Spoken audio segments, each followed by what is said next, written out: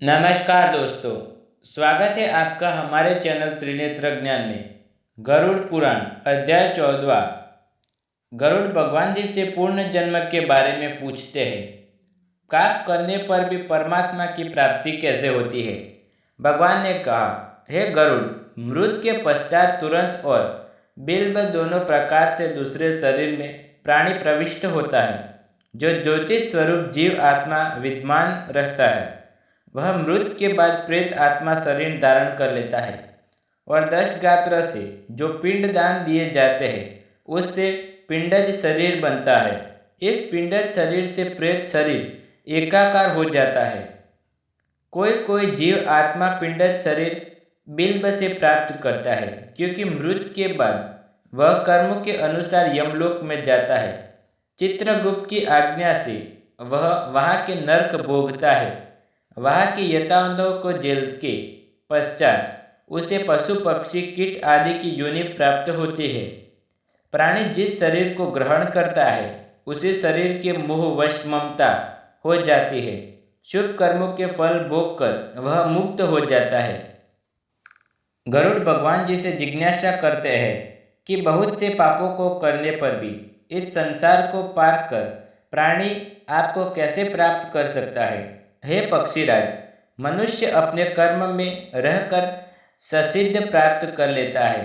सत्य कर्म शब्दादि विषय का त्याग कर राग द्वेष को छोड़कर यथा प्राप्त भोजन से संतुष्ट मन वाणी शरीर संयमित काम क्रोध लोभ अहंकार और परिग्रह का परित्याग करके निर्भय होकर शांत हो जाता है। वह ब्रह्मा स्वरूप हो जाता है। शरीर में 8 छिद्र है। सत्य कर्म करने वाले पुण्य आत्माओं के प्राण उनके शरीर के उद्र छिद्रों से निकल परलोक जाते हैं। शब्द स्पर्श रूप रस और गंध, यह 5 विषयों के अधीन रहने वाले पुरुष सदा ही दुखी रहते हैं। प्राणी का धन वैभव घर में ही छूट जाता है। मित्र और बंधु शमशान में ही छूट जाते हैं।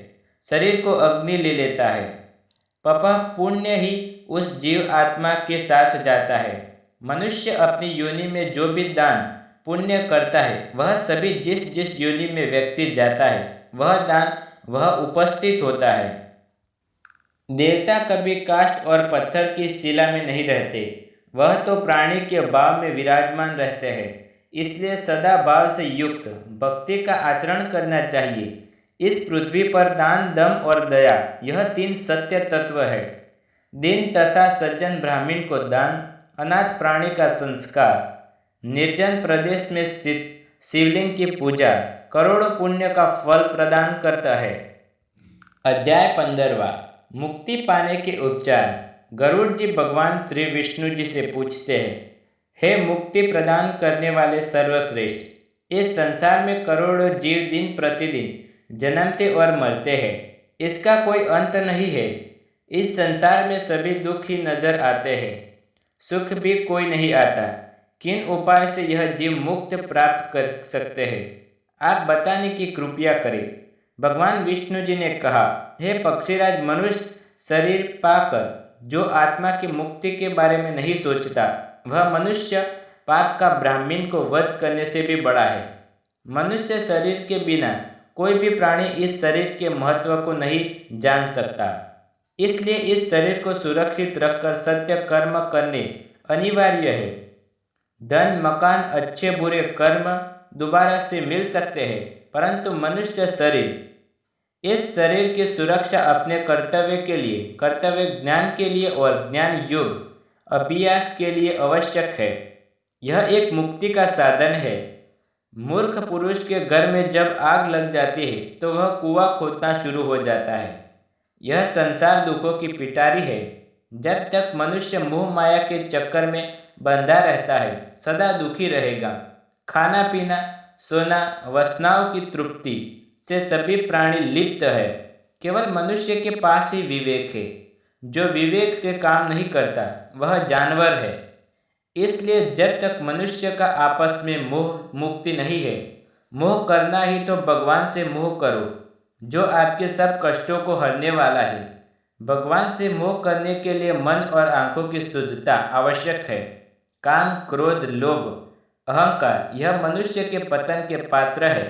वेद शास्त्र के पठन से मुक्ति नहीं मिलती जब तक उनका ज्ञान अपने अज्ञान को मिटाने में समक्ष नहीं होता। मेरा और मेरा नहीं, यह दो पद है। मेरे में बंधन है और मेरा नहीं में मुक्ति है। इसलिए जो मुक्ति के इच्छुक है वह सब बंधनों को तोड़कर सत्य के साथ नाता जोड़े। सत्य ही प्रेम है, प्रेम ही ईश्वर है। जो कर्म जीव आत्मा को बंधन में नहीं ले जाते वही सत्य कर्म है।